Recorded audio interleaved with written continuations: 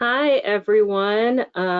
Good morning from a very icy and cold Washington, D.C. right now. Welcome to today's Thursday talk on connection and coordination during these times. Our Thursday talks aim to bring you the best and most innovative learning there is in the peace building field and beyond. If this is your first Thursday talk, great life choice, and we're glad to have you back. And if you're a regular participant, it's also great to have you back as always. My name is Jennifer Howell, and I am the Communications and Learning Officer at Search for Common Ground and the comms lead for DME for Peace. I will be moderating today's session. So today, our discussion is focusing on creating connections in the time of COVID-19. I am delighted to welcome Jack Farrell, who you might recognize as the original, or as I call it, the other Thursday Talk host, as the manager. He is also known as the Manager of Partnerships and Strategic Innovation at Search for Common Ground, and he recently was one of the main people in launching our sister platform, Connexus. Many thanks for joining us today, Jack and everyone else. Just a note about how we'll spend our time together. As Jack is presenting, you can write your questions using the question function on your GoToWebinar dashboard, and we will address it once we reach the Q&A portion. When you do that, also write your name and affiliation if you are able. So with that, let me hand it over to the usually other Thursday Talk host, but our current host today, Jack Farrell. Thank you, Jack. Hi, everyone. Big thank you to Jennifer for the warm introduction. I can safely say, despite hosting over 100 Thursday Talks in the last few years, I don't think I've ever been as nervous for one of these webinars. So bear with me. And thank you to everyone for joining, despite your COVID-19 topic or your digital meeting fatigue. I'm sick of webinars, so I'm sure you're sick of them too. So as Jen mentioned, my name is Jack Farrell. I'm the Manager for Partnerships and Strategic Innovation at Search for Common Ground, and I oversee a number of projects that try to identify opportunities to drive the peace building field forward. Now, my portfolio includes the DME for Peace project, where we try to create a culture of knowledge sharing and a field-wide understanding of what works, what doesn't, and why in peace building programs. And we do this by providing practitioners around the world with access to up-to-date resources and learning, just like through this Thursday Talk. So in the last year, as with all of you, my work has changed quite a lot. And a big part of that has been due to COVID-19. Our field has had a bit of a digital epiphany. We've recognized the need to embrace digital technology as a tool that can not only directly contribute to peace and stability, but support the adaptation of programs to a more distant but increasingly connected world. We've been presented with new challenges and opportunities to rethink our work and the way that we develop our programs, to collaborate with peers, coordinate across sectors, and ultimately to try to improve the effectiveness of our interventions. That's why over the last few months, we've been working on the Connexus platform. We looked at the challenges presented by COVID-19 and found that generally our response to COVID was quite slow, it was uncoordinated, and left a lot to be desired, which, while sounding like an annual report card from my high school, is actually a reflection of the whole of society's response to COVID rather than the performance of NGOs. It has become clear that any effective response to this pandemic, as with so many global challenges such as climate change, require an integrated and full of society approach. Now, the challenge underpinning all of this is connection. So I'm here to talk to you about connection in conflict, and connection in the time of COVID-19, and how we set out to address this through our work. See if the slides start working. Okay, so the first thing that we tried to do was understand the needs of our global community. So many of you in the audience have been members of the DME for Peace community for a number of years. Some of you are new, so as a brief explainer, since it was launched, DME for Peace has been accessed by over 250,000 practitioners around the world. And in 2020 alone, we had over 40,000 unique users in over 190 countries.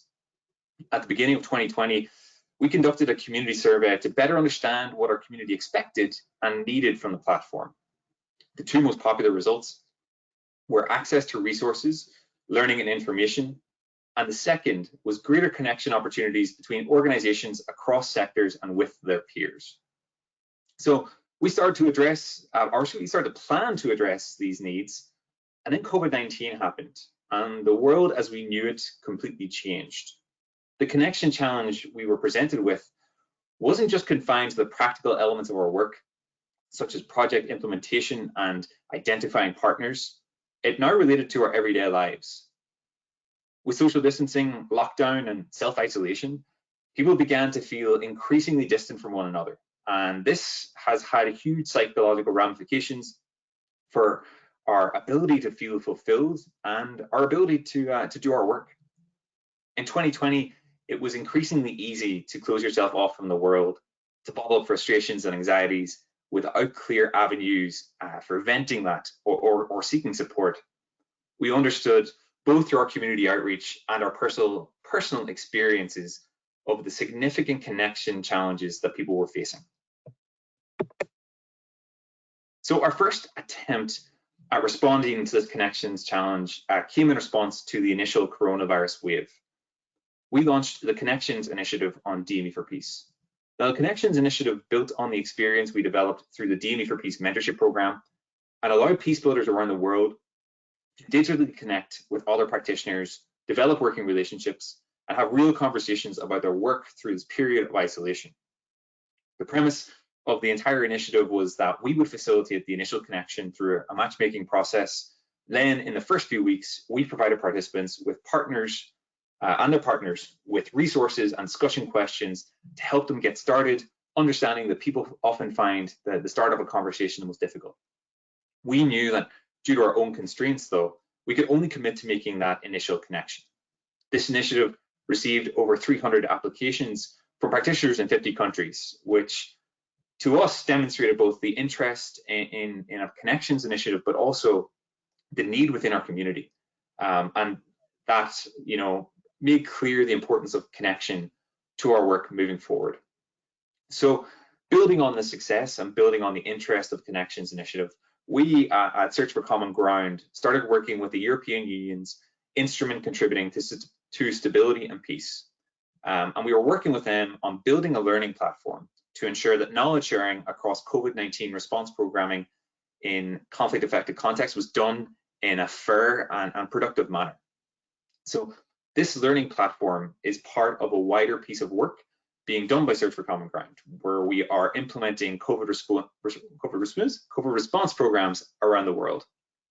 So as we set out to build this platform, we held both public and private consultations with NGOs in multiple sectors, with donors, with local practitioners in different countries to help understand where we could potentially meet their needs, to understand what work is already being done, and to find out what platforms already exist. And the reason we wanted to do this is we wanted to make sure that the platform we're developing is complementary rather than a duplicate of any existing platforms. So we wanted to build a platform that not just supports the COVID-19 response, but allows us to effectively respond to future challenges moving forward. On building for those future challenges, through this design and ideation process, we began to understand that COVID, while horrifying, is a temporary and surface level problem that's effects were exacerbated by some core root problems that meant the response to the pandemic, particularly in conflict affected contexts, was slower than it needed to be. So building on the Connections Initiative, what were the problems that we sought to address? The first one is pretty obvious, as I mentioned it nearly 1,000 times already in today's presentation, but that is the connection challenge. And it underpins a lot of what we've been trying to work on. We needed to create a space that provided users with safe yet dynamic platform that allowed them to connect with their peers, with other organizations and emerging learning. The second challenge is cross-sectoral coordination. The pandemic has emphasized and demonstrated how interconnected our world is, and any successful COVID-19 response needed to cut across sectors. It needed to be integrated, so that while it's considered a public health crisis, it has obvious ramifications for things such as the economy and for stability and peace. In conflict-affected contexts, peacebuilding organizations and NGOs more broadly have really played a critical role in the delivery of key services in response to the pandemic. And in our consultations with local organizations, they regularly express their concern at the lack of coordination across NGOs and different stakeholders in their community. Very few of them know or are quite sure about what's happening on their doorstep, and they weren't even sure where to go to find that information. The third challenge that we wanted to address was combating misinformation. We wanted to sort of create a reliable learning environment for practitioners and those responding to the pandemic. We all know about the fake news phenomenon, and we wanted to offer some potential solutions to combat that through vetted, moderated information, as well as showcasing emerging learning and best practices. Now, this challenge required developing our understanding of the current information ecosystem and identifying opportunities to make the greatest impact possible with our resources. Now that we've identified those challenges, here is the thinking that informed our solutions. On connection, we needed to create a site that expanded the definition of connection. We wanted to expand the definition to provide multimodal, multi-objective, and multi-channel connection. NGOs and practitioners needed better connection to live learning. They needed better connection to a community, the chance to directly connect with one another, and finally, connection to trustworthy, up-to-date information. The second point, a space for cross-sectoral coordination. We needed to create that space. The new platform needs to have spaces to connect and proactively engage actors across a wide range of sectors that are part of the pandemic response. Now, one of the challenges we've encountered on DME for Peace over the last few years is that in some cases, people who don't consider themselves as peace builders or evaluators see the name DME for Peace and they won't engage on the platform. It was our goal to create a space that everyone owns. Now, our final solution comes in response to the misinformation challenge. We want to amplify the work of good messengers as well as the message.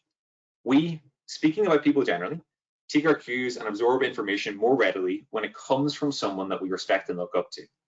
Not only do we need to provide vetted and trustworthy information, we need to promote the messengers who are making a difference in their community and provide them with a platform to showcase their message to a wider audience, while also creating opportunities for those messengers to communicate, to learn from one another.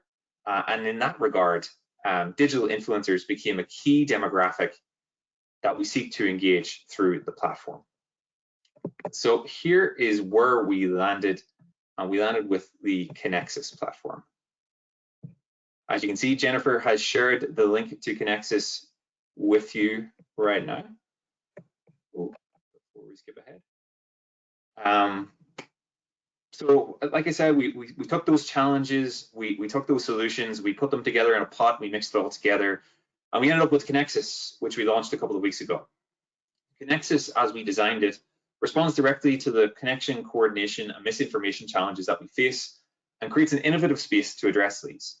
The name was inspired by the idea that too often we focus on what divides us rather than what connects us.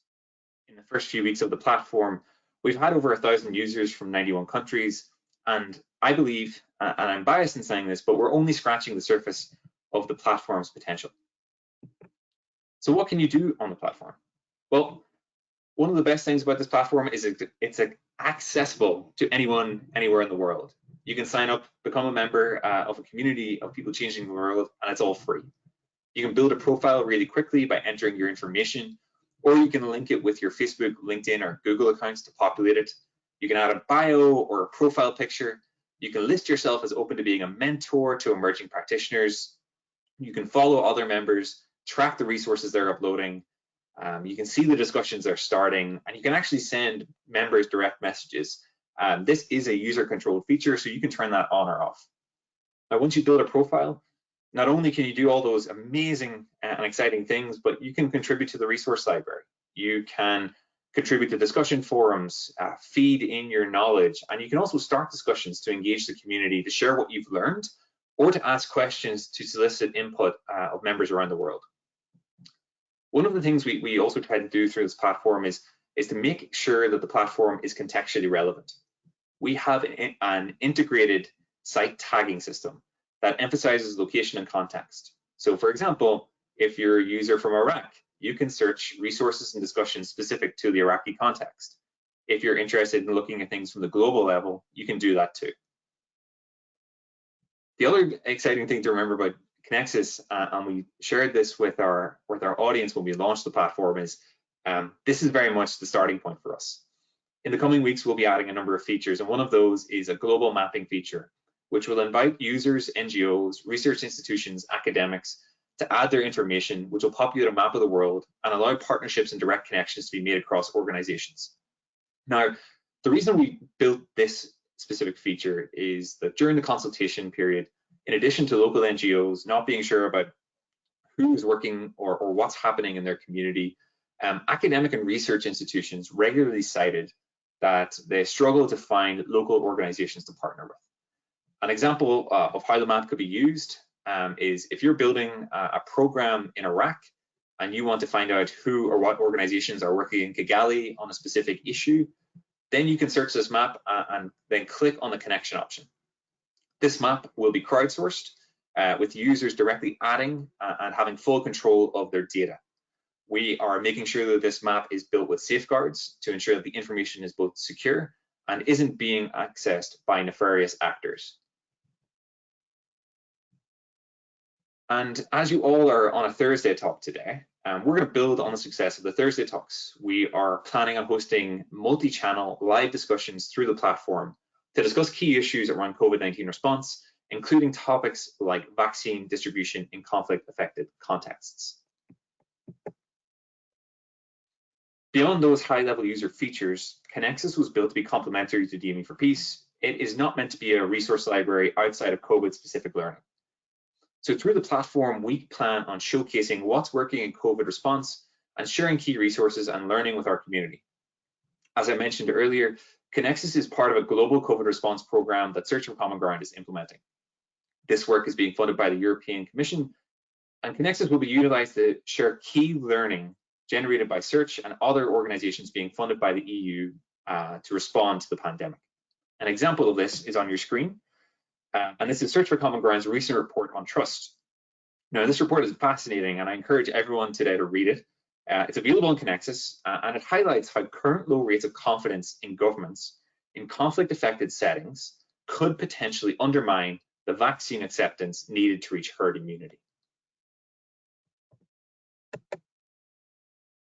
As I briefly touched on during this presentation, combating misinformation not just requires vetted information and moderation, but it requires understanding the information ecosystem. And that is why we have launched a network of influencers called Influencers for Change. Now, I know some of you are wondering, what is an influencer? How do we define that? For the Connexus platform, we view this as a person with the ability to influence others by promoting or recommending actions, decisions, or behaviors through social media. Connexus seeks to amplify a diversity of digital influencers' work beyond their immediate networks by providing a space for those in conflict-affected contexts to share their work, to learn from peers in similar contexts, to hone their message and amplify the impact of their messaging. So through Connexus, influencers will be empowered to advance contextually relevant communication efforts that reach wide audiences and support a more effective response to global challenges. We have invited influencers from around the world to be a part of this network, and our first cohort are currently building their digital portfolios. So on the screen in front of you, you can actually see the map of the world. The profiles that are appearing on the left-hand side, the little numbers that are popping up, those are the first influencers that have started developing their portfolios in the platform, and the rest should be completed by the end of this week. The digital portfolios will kind of be like a user profile, but they will also have integrated digital media feeds so that they can showcase their work on different social media platforms. And in addition to these profiles, we're not only creating a sort of a platform to showcase their work, but we're going to be coaching these influencers on conflict-sensitive communications and providing them with access to funding to support their work and some thematic campaigns. So how can you get involved? As with any platform, it takes a lot of time to get to where you want to be. We are in that visible momentum building phase. We're seeing activity on the site, but right now it's very much provoked engagement, and we want to promote organic engagement. And in order to do that, we need a critical mass of users to help us get there. And that will probably take us 12 months to get to where we want to be. So I want to invite you to sign up to join the platform, to become a member, and share the information about Connexus with your networks. So join us, make a connection, and add to a discussion forum, upload a resource, and help us build that visible momentum. And as I wrap up today's discussion, I really just want to reinforce that this is just the beginning for this platform, and we're excited by the opportunities that it presents, both in our ability to share information to respond to the pandemic, but also beyond COVID. Connexus could be used to provide a space for networking and meaningful connection across sectors, and a community of people who are working to make a positive impact on their society and community, be it organizing charity food drives, combating climate change, or responding to incidents of violent conflict. One final exciting aspect that I'll finish on is this platform is complementary to everything that we're doing. We built this with a long-term vision in mind, not only for Connexus, but alongside DME for Peace. Over the next 12 months, we will be revamping the DME for Peace platform to focus on creating a website that not only gives practitioners access to the resources they need, but access with ownership. And the reason we're trying to do that is we want to better capture local expertise and support the work of local peace builders in contributing their knowledge to the global knowledge ecosystem. DME for Peace is the access element to us. Connexus is the connection, and combined, we are hoping that these two platforms will lead to more effective and impactful programmatic interventions. So if you have ideas for features we should build, things that you would like to see us do through DME for Peace or Connexus, then I want to hear those ideas. Yeah, so I want to hear your ideas, and with that, I'm looking forward to chatting with you all about this platform, not just about Connexus, but I'm keen to learn about your connection challenges that you've experienced over the last year, and how you adapted to them, and what does connection in the time of COVID mean to you? And with that, I'll hand it back to Jennifer. Thanks so much, Jack. So we are now reaching our Q&A portion. And just a note, we will be sharing the presentation slides and important links with you when we post the recording on DME for Peace site, which will occur by the end of this week. So now on to the Q&A discussion. Quickly, a friendly reminder, as Jack mentioned, and he said a lot of what I was going to say, but it bears repeating, that this is a learning conversation and not just about Connexus, but about adapting during COVID-19 and also conflict-affected areas more broadly. So please feel free to share your experiences surrounding connection and coordination during not only this past year, but also experiences you might have had in other conflict-affected scenarios. We welcome questions, sharing experiences and challenges, sharing lessons learned, and any other advice you might have to offer to other participants. Additionally, as Jack mentioned, we will be refreshing DME for Peace over the next couple of months, and this includes the wonderful Thursday talks. And we also welcome any ideas you might have to help us better integrate DME for Peace and Connexus together, what you might like to see from DME for Peace in the future, or perhaps what's keeping you from engaging more with us now. Well, I suppose that was a bit longer than quickly, but I wanted to make it clear that this discussion is open to a number of topics. So please send those questions and/or comments in. All right, let me see where we're at. We have a few things coming in already, Jack, so I will start with that. Before I pose the questions, a couple of notes about our format for those of you who are unfamiliar with the Thursday talks. You can submit a question or comment in two ways. The first is through the question function. The second is to click on the hand icon to raise your hand, which will allow us to unmute your microphone so that you can ask your questions live. When you submit your question for us, we ask that you submit your name and affiliation. Just a note, these talks are recorded and then posted on DME for Peace so that those who are not able to join us at this time can go back and listen to the presentation and discussion. All right, Jack. So I'm going to get started with these questions. So let's see. So a first question coming in, a good clarification point to make is from Ida Canini, and Ida asks, is this replacing the previous DME for Peace platform, or will both be available? Which you touched on briefly, but maybe you can go in a bit more about how they're going to interact and work with each other. I think that's a great question. Thank you, Ida, for vocalizing that with us. This platform is meant to be complementary to DME for Peace. DME for Peace is going to be around for a long time. Maybe not called DME for Peace. We might change that, but it's a key part of our long-term thinking at Search for Common Ground. Now, I know I touched on this briefly, but we have been sort of guiding our efforts as a sort of program team in the DME for Peace space. We've been guiding them by three principles over the last year, and I talked about the access, connection, impact. Now, that access, connection, impact piece is a huge guiding factor for us. We realize that on DME for Peace that we can't, facilitate connections in sort of the immediate way that we wanted to. We think we can do that through Connexus. At the same time, Connexus can't give access to the same depth and wealth of resources that we can on DME for Peace. They're going to be two sister platforms. Both of them are built with the sort of on the same servers with the dual API, meaning that the sites are linked. So if you post a resource on DME for Peace connected to COVID, that will automatically go through to Connexus, and likewise for DME for Peace. And it's our intention that as we revamp DME for Peace, as we continue to develop that platform, Connexus will be there as well. It will be redeveloped and designed so that these sites are, working hand in hand to help us move forward and ultimately improve the effectiveness of programmatic interventions and amplify the impact of peace builders around the world.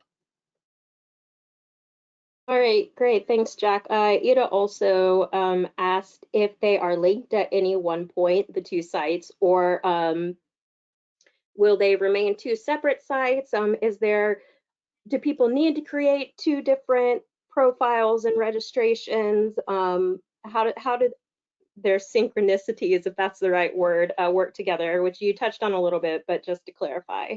Yeah, so as far as they're synced, you need separate accounts for both. That will hopefully change in the coming months as we revamp the DME for Peace platform.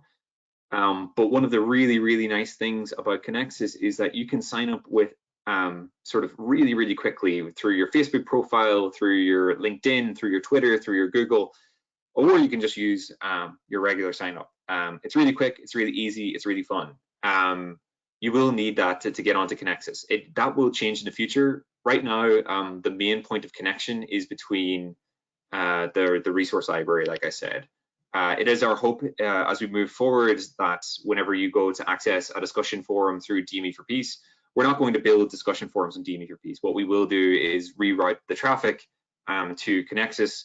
So at that point, hopefully, all DME for Peace and Connexus users can operate off one account.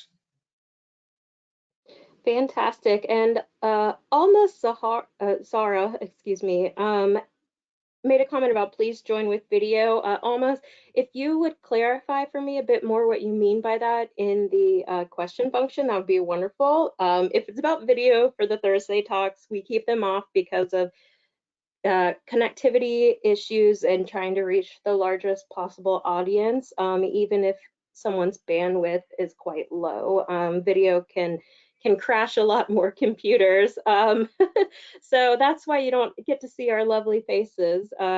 But otherwise, yep, I do actually have a question myself, and we have more rolling in, but I wanted to ask Jack. We've spoken a lot about accessibility today, speaking of accessibility. How is this being addressed, which you did touch upon, but how is this being addressed with Connexus, and how are you hoping to maybe address this with the refresh for DME for Peace? What have you noticed potentially to be barriers, and yeah, anything with accessibility basically, because it's a huge important point with us. Yeah, I think accessibility is an incredibly challenging and complex topic in our work. We like to think that sort of websites and digital platforms will penetrate every community because we have this sense of, you know, how much digital nativism we actually have. But that's always not the case. So I think there are a couple of ways that I'm approaching and we're approaching this access question. So the first is access to the platform. The second is access to contextually relevant information. The third is access to the right language, again tying to context. And the fourth is expanding our definition of access. So what we're trying to do, and one of the things we'll focus on with the DME for Peace platform, is expanding what we define things as access. So with regards to contextually relevant information, that can be solved with better tagging and a sort of greater user experience on how to navigate a website. With regards to languages, we are integrating artificial intelligence software to improve the translation features on all of our websites. With regards to access with ownership, I touched on this briefly during the presentation. One of the challenges that we have as a field is that we think all learning comes from an evaluation or a report and it comes in a formal PDF, when actually that fails to capture sort of the 95% of all peace building programs rely on like local expertise. So we want to build a platform that not only captures the work of local peace builders by, you know, moving beyond the traditional 70-page evaluation and going to things like video excerpts or audio clips or cartoons or comic strips, but also empowering them to contribute to the global knowledge ecosystem in a tangible way. So we're looking at this question of access from many different angles, but really what I want us to shift to is access with ownership. DME for Peace is a project of Search for Common Ground, but it very much operates as if it's its own startup within the organization. Myself and Jennifer interact with hundreds of different organizations on an annual basis that are trying to advance their learning. And it's our hope that we'll be able to empower more organizations and more practitioners to contribute to the platform in the coming years by making some small tweaks and making adjustments. Great, thanks, Jack. So almost did clarify, just saying that the thinking that video is important for connectivity, facial expression, eye contact. I do want to say that we are looking into different ways, different multimedia ways in the future, perhaps on DME for Peace. I can't speak specifically for Connexus, but different ways of sharing information that might include shorter video clips and that sort of thing. So it is something we're looking into. I don't know, Jack, do you have anything to say about that? Because I do understand it's usually on a weekly basis we get questions about people wanting to see our speakers' faces. But you know, yeah, go for it. I think I'll just respond quickly on that, Jen. And I'd love to. I even did my hair today, so I'm looking very sharp. But my main concern is that not only does it suck the bandwidth from a webinar, but it also once you record a webinar with videos, it uses up an incredible amount of space.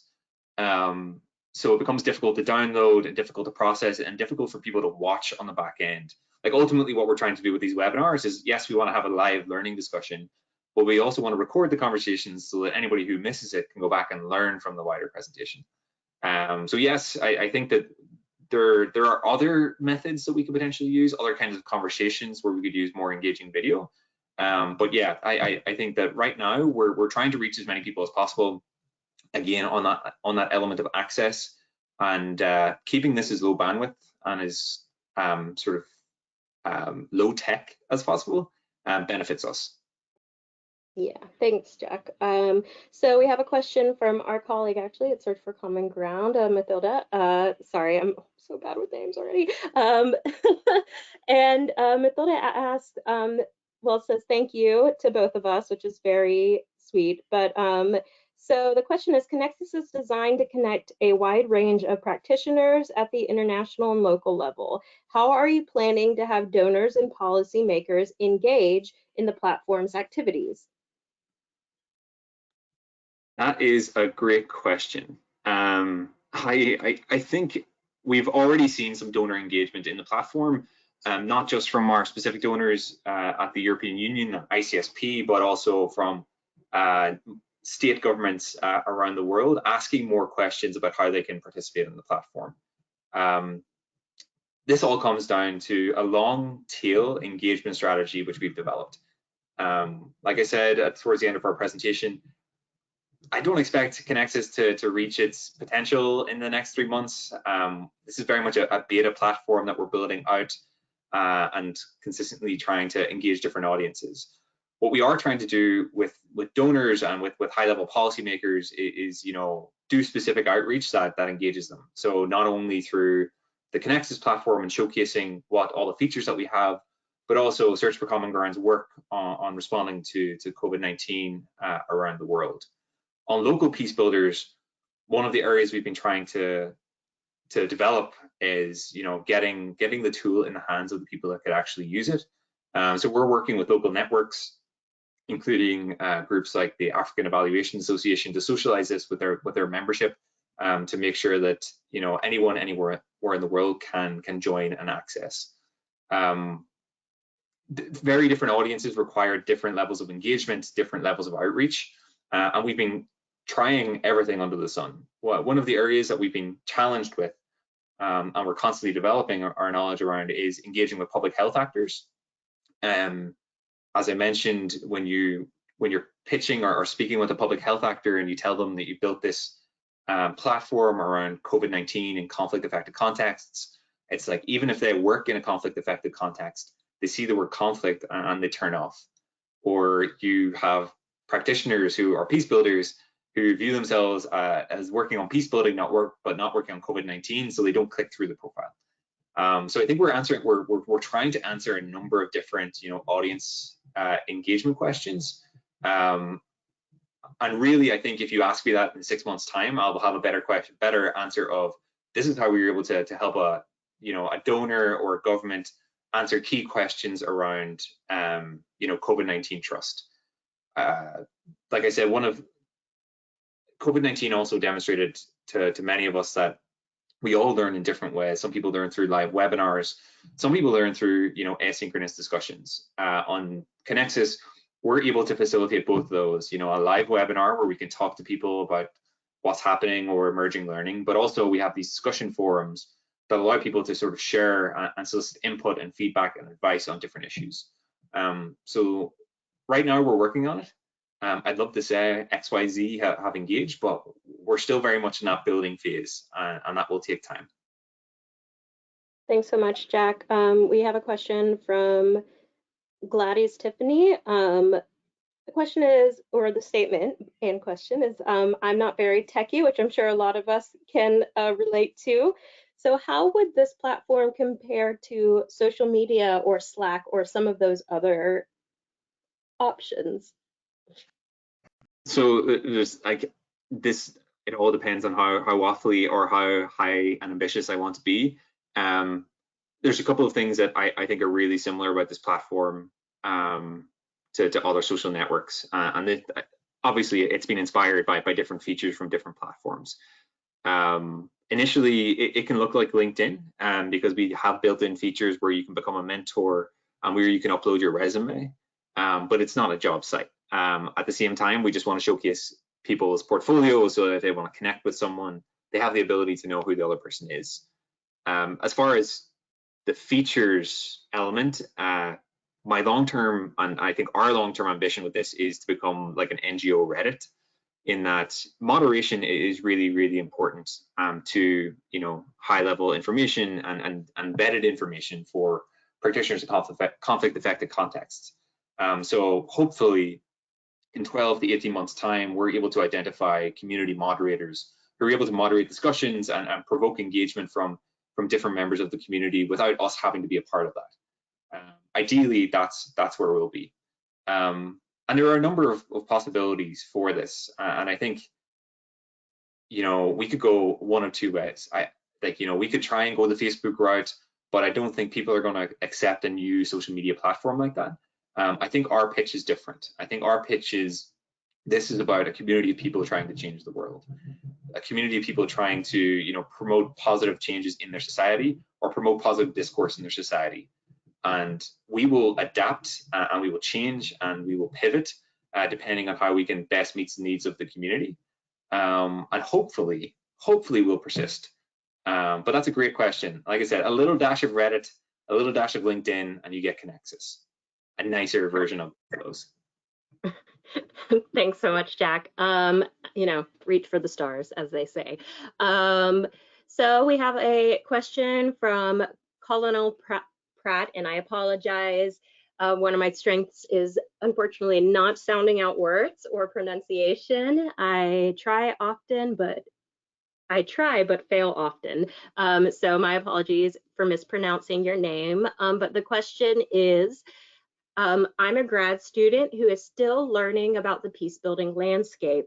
How would you suggest that I best take advantage of Connexus and the DME for Peace website to learn more about existing efforts and also opportunities to get involved? Okay, great question. So the first thing I would do is sign up for both. The great thing about DME for Peace is that we have live events nearly every week, and we also have a resource library of over 1,500 community resources where you can sort of learn all you want about what's happening in peace building, and particularly around the design, monitoring, and evaluation of peace building programs. One of the interesting features to you particularly, and I wasn't quite sure on the name, but it was when you're building a profile on Connexus, you have the opportunity to flag yourself as I'm open to being a mentor, or I'm seeking a mentee, or I'm seeking a mentor. If you click through someone's profile or you see what profiles have flagged themselves as mentors, you can reach out and see if there's an opportunity to learn from someone who's a more experienced practitioner.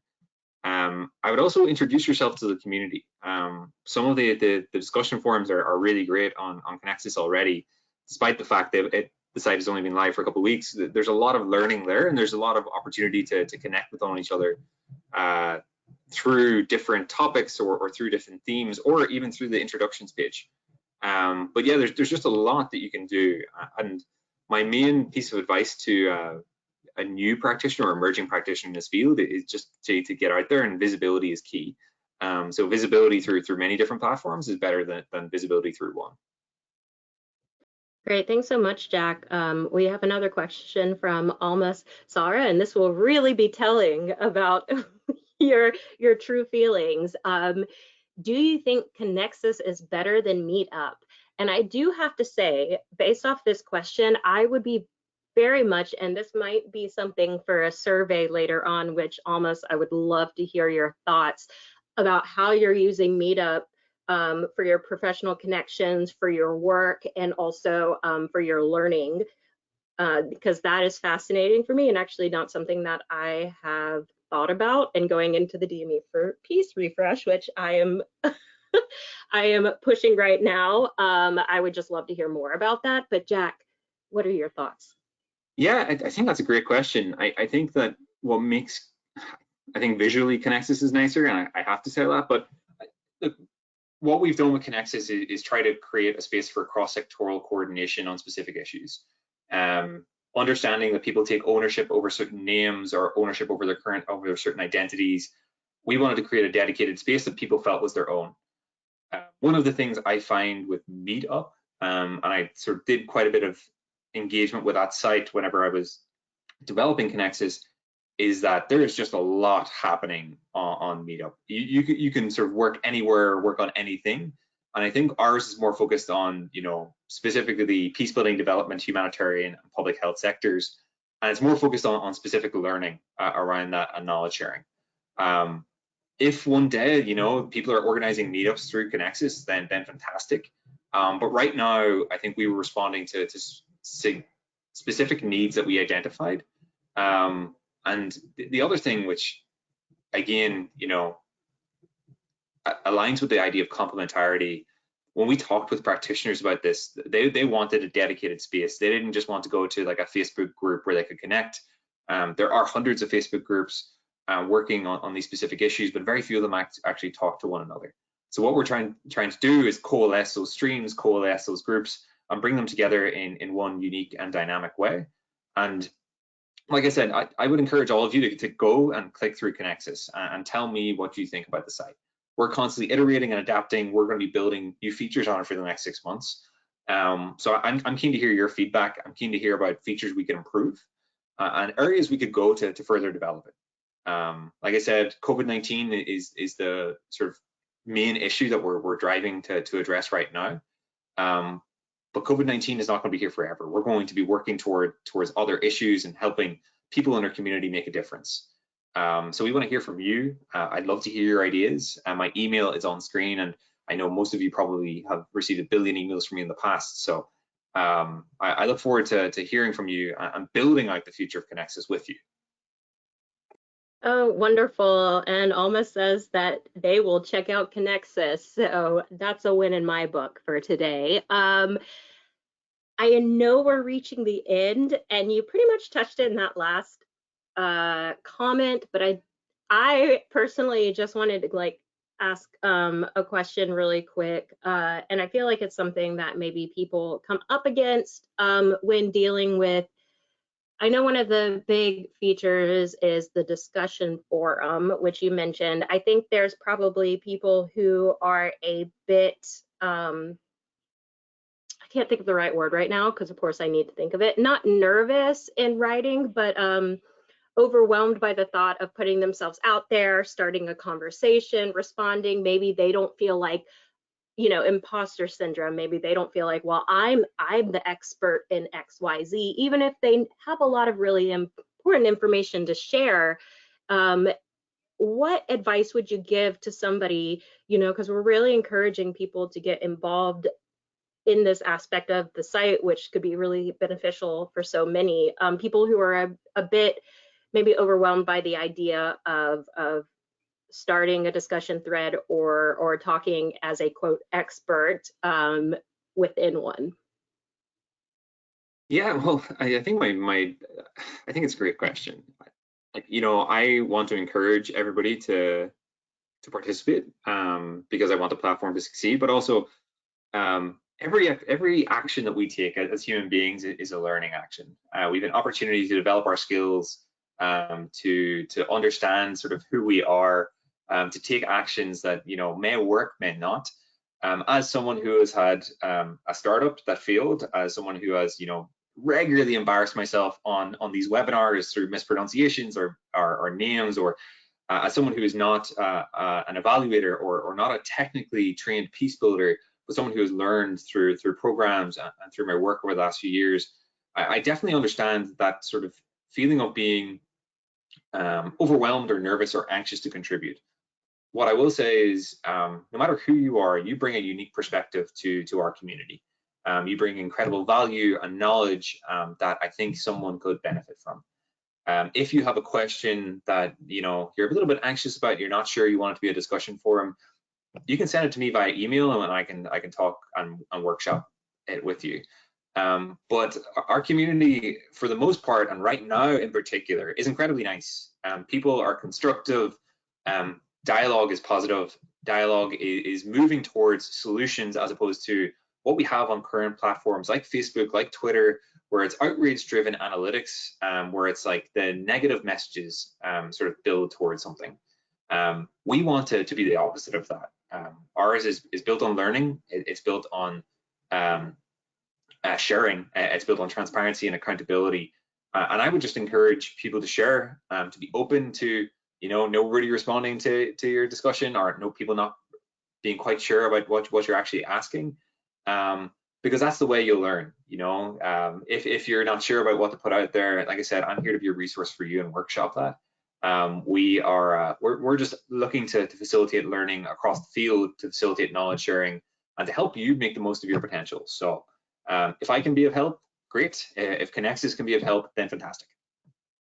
Wow, that's a lovely note for us to end on today. So thank you for that, Jack. And I just want to point out that Silva Ferretti, who is an independent consultant, stated that they are sure this is not, quote, yet another platform, because it builds on our impressive work so far. So thank you, Silva, for that. That's just a little something to send you on your way, Jack, a positive, for hosting such a lovely Thursday talk for us today. And I also want to say a special thank you to everyone who could join us today. Thank you all for listening in, and thank you for sharing your thoughts with us. This recording and additional helpful website links will be posted with the webinar recording on DME for Peace on the site by the end of this week. It will be under the M&E Thursday Talk section so that you are able to return to it and share it with your colleagues. So please feel free to continue the discussion online in the comments section. And also, please feel free to visit Connexus. Do it right now after this Thursday talk. No, I'm just kidding. It'll be there for you, but we hope that you get a chance to explore both the sites soon. So that's it for us today. We will be back next week with Dr. Terrence Bevington, Director of Connexus, confusing, I know, but Connexus Conflict Consultancy and the Restorative Lab.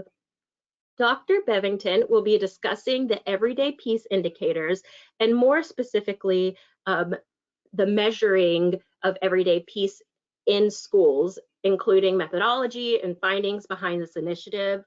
As we know, peace evaluation faces two seemingly never-ending challenges: how to make peace measurable, and secondly, how to measure peace using methods that are congruent with peace principles. So join us next week as we explore and discuss all of this with Dr. Bevington. So we look forward to that discussion and to hearing from you again next week. And that's it from me. And thank you so much again, Jack. Everyone else, keep an eye out on our website and social media platforms for the exact details on next week's Thursday Talk. And I hope that you all have a great rest of your day. Thanks, everyone. I look forward to continuing this discussion on Connexus. Thanks so much. Bye, Always everyone. be selling, always be closing. Okay, thank you, guys. Thank you, everyone. Thank you, Jen, for great facilitation.